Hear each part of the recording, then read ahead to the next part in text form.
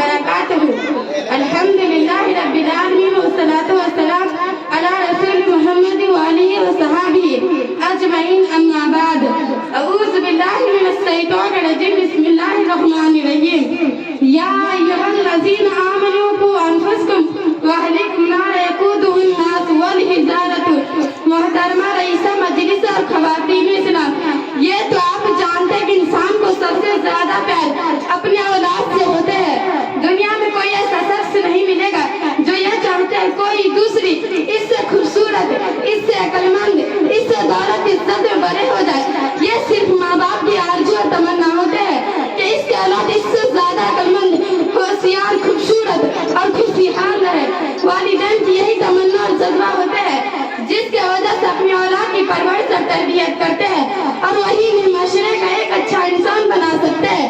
اس لیے اسلام نے ماں باپ کے اوپر یہ ذمہ داری اور بوجھ رکھے ہے کہ جیسے وہ دنیا میں اپنی اولاد کو خوشحال دیکھنا چاہتے ہیں، ویسے ہی انہیں آخرت میں کامیاب ہونے کی بھی تربیت اور شعور دے، تاکہ وہ دنیا میں بھی ان کا مددگار بنے اور آخرت کے لیے ان کے لیے ذخیرہ بنے۔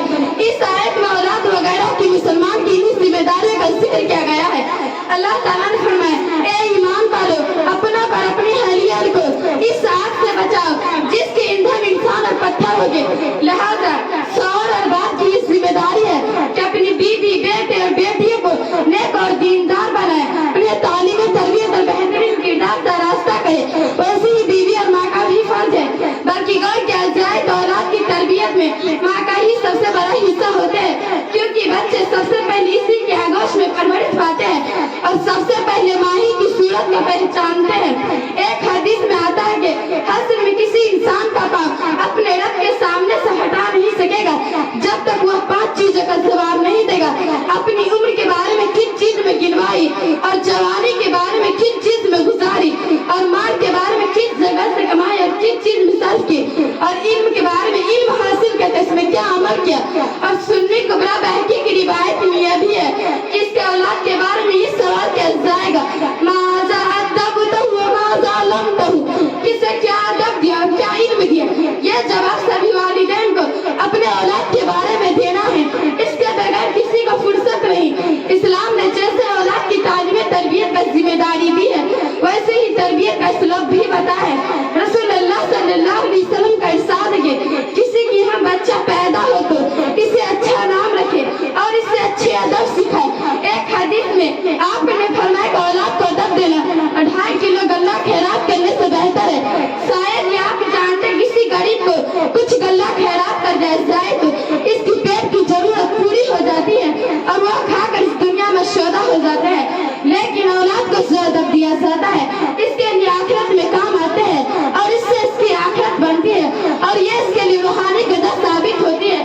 رسول اللہ صلی اللہ علیہ وسلم نے بھی فرمایا کہ اپنے بچوں کو منہ لا الہ سکھاؤ، یعنی بچے بولنے لگے تو سب سے پہلے لا الہ سکھاؤ۔ میری ماں اور بہن، یہ فیشن اور فلموں کا زمانہ ہے اور عام طور پر دیکھا جائے تو بچے کے نام رکھنے میں ایسے نام کا پسند کیا جاتا ہے جو کسی فلمی ہیرو ہیرونی کا نام یا پھر ایسا نام رکھ دیا جاتا ہے جس میں دین کی واضح دنیا داری کی جھلک ہوتی ہے۔ ویسے ہی بچوں کو پپو، پنٹو وغیرہ کے نام سے پکارا جاتا ہے۔ رسول اللہ نے فرمایا